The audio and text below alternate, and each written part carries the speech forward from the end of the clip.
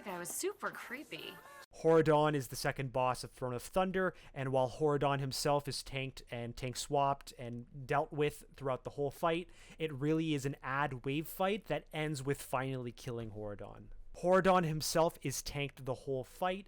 There's a tank swap mechanic every 6 to 7 stacks, and tanks can't stand on each other because of his frontal cone. Nobody should ever stand in front of Horridon because of this frontal cone, except for the current tank, and he will also occasionally charge a random raider, so if he does charge, get away from him. Early in the fight, damage on Horridon is irrelevant because as the fight progresses, he takes increasingly higher and higher damage from a debuff that grows, and so until the end, it's best to just concentrate on ad management because the damage at the start of the fight is nothing compared to the damage at the end of the fight. The fight really boils down to 4 waves of ads. Trolls will come out of one door at a time, and they'll have different names and different abilities, but to keep it simple, no matter what theme of troll it is, they'll be casting stuff which always must be interrupted. They'll spawn stuff that you can't stand near.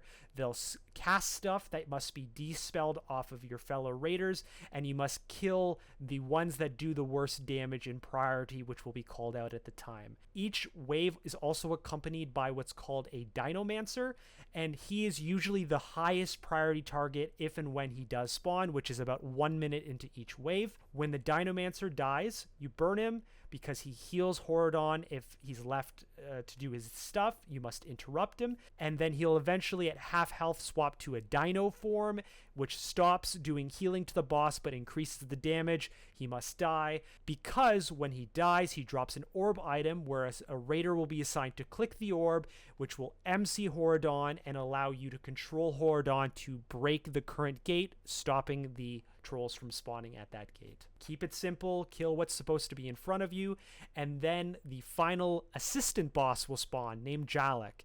He's also tanked, so each tank will take one of the bosses.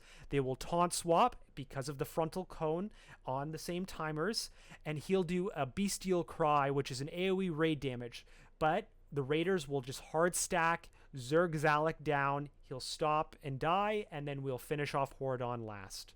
In Heroic, the only additional overarching mechanic is called Dire Call and Direhorn Spirit. Every minute or so in the fight, he'll temporarily buff all trolls, including Jalek in the final phase, and summon Direhorn Spirit. And a Direhorn Spirit will target one RNG raider. Usually it prioritizes our DPS and ranged healers. And basically, it's a spirit of a dinosaur that will fixate slowly on a raider, and you have to kite it the whole fight. You can do a damage attack on it to temporarily stun and knock it back, but otherwise you're just been selected to kite it the whole fight. It can be killed, but it is not worth killing, and so therefore you just infinitely kite it until the fight is done.